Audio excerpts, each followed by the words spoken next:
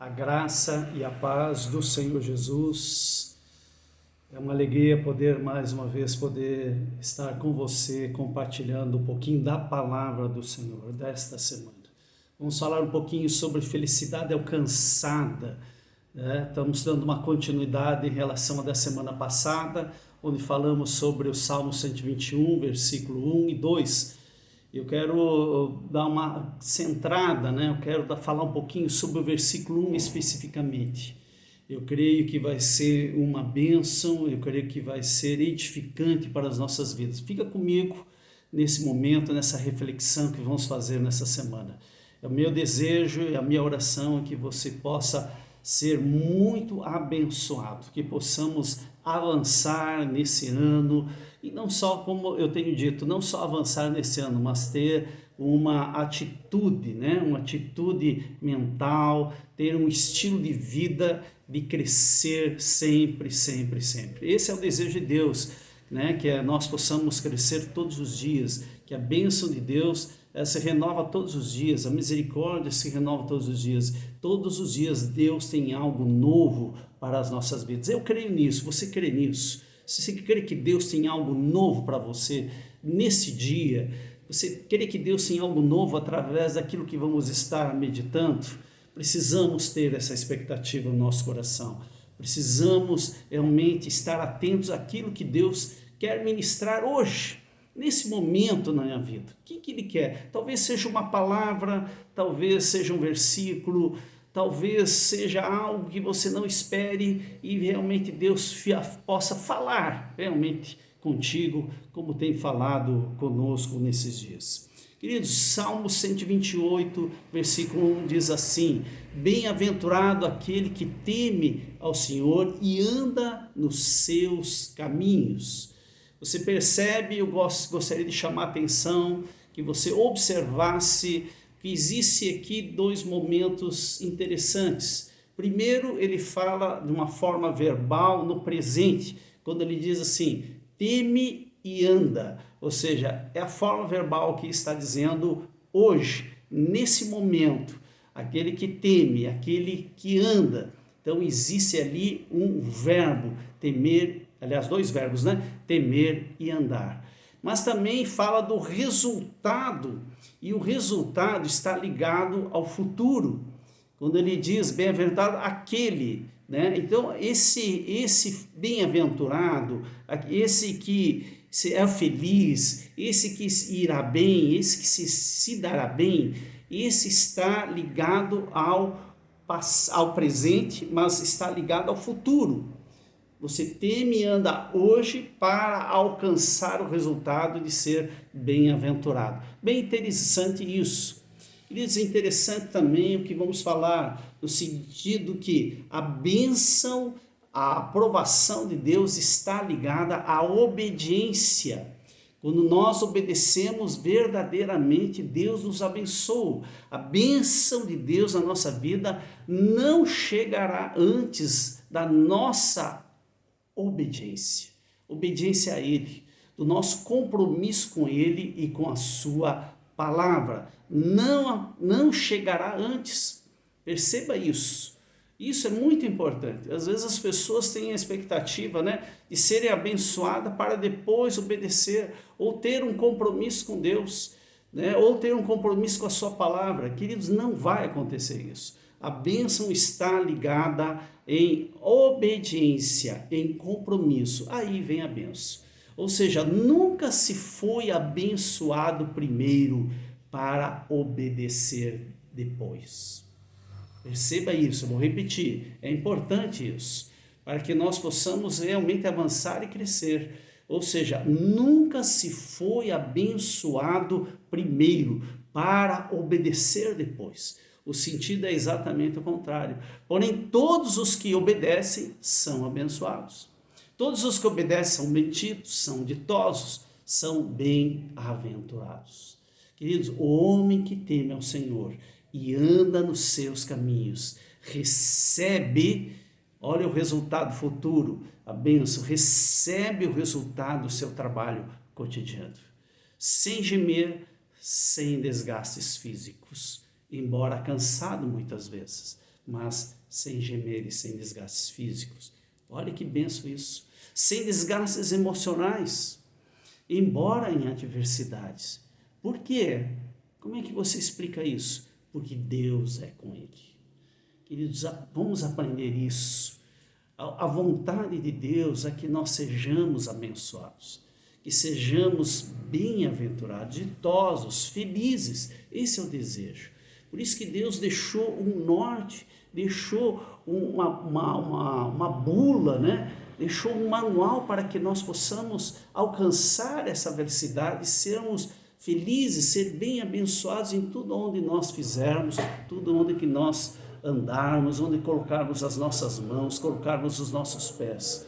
Mas ele não pode se contradizer, ela vem antes a obediência, o compromisso com a sua palavra e com ele. Ali nós somos bem-aventurados. Vamos aprender isso, vamos viver essa verdade. Outro princípio muito interessante, o homem nasce para o trabalho. Às vezes encontramos jovens, queridos, com força para desenvolver o trabalho e com idade para estudar, porém não querem nenhuma coisa e nem outra. Quantos jovens, quantas pessoas, né, não só jovens, pessoas que têm força para o trabalho, que têm saúde, inclusive, para poder estudar e avançar. Eu vejo a minha esposa, Selma, com 42, 45 anos, mais ou menos isso, voltou a terminar a faculdade, fez uma pós-graduação, fez um concurso público, passou no concurso público, inclusive nos dois, para professor e para orientadora educacional. Isso foi depois dos 40 anos. Às vezes as pessoas achando que 40 anos acabou, 50 anos acabou. Eu sempre cito, né, quando eu vi que o presidente da FIFA, com mais de 80 anos, se eu não me engano, 89 anos, estava presidindo a FIFA a nível mundial, eu disse, eu tenho muita coisa ainda para fazer. Queridos, não vamos ser preguiçosos.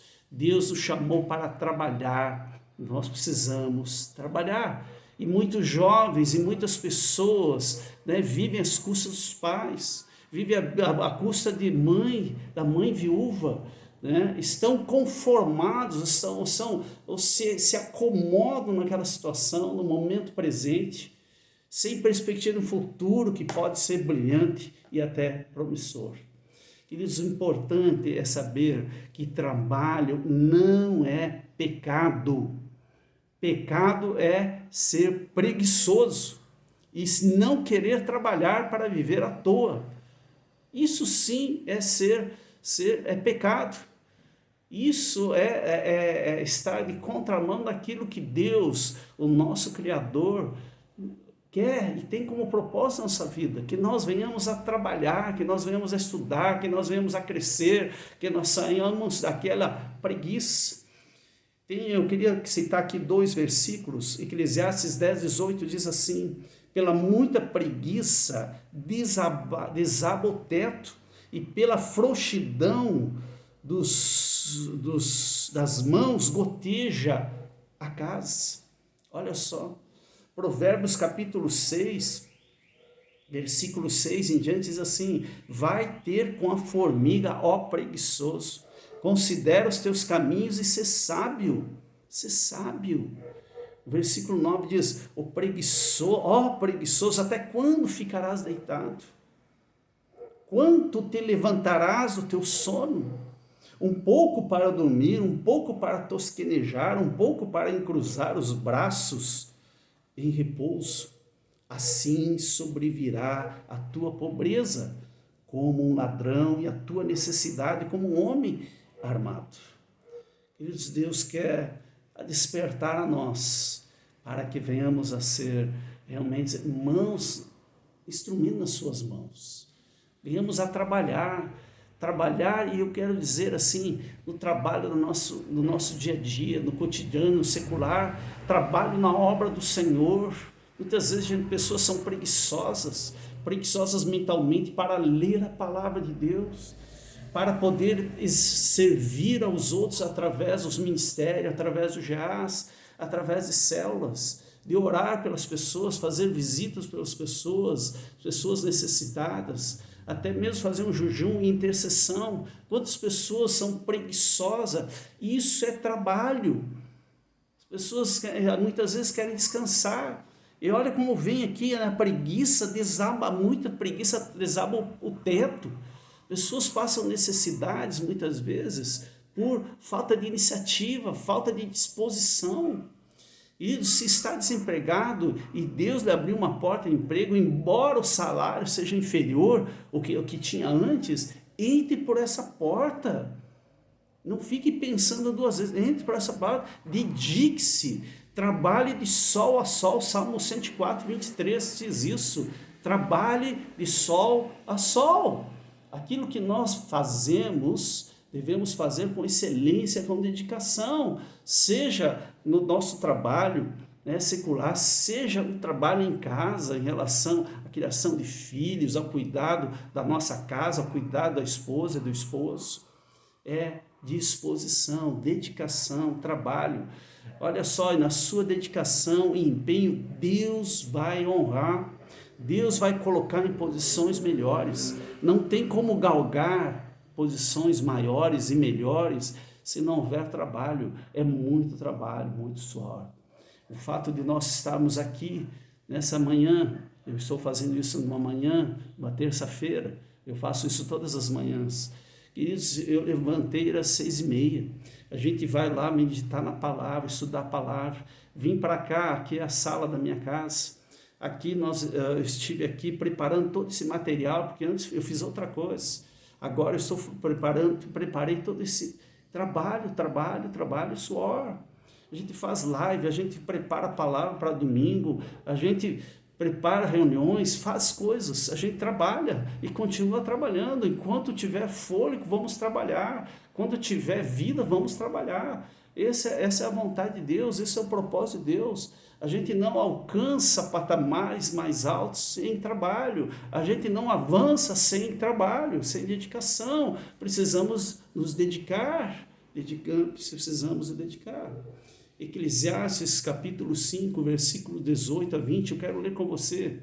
Diz assim: eis o que eu vi, boa e bela coisa é comer e beber e gozar cada um do bem de todo o seu trabalho, não o trabalho dos outros, o seu trabalho, com que se afadigou debaixo do sol, durante os poucos dias da vida que Deus lhe deu, porque essa é a sua porção.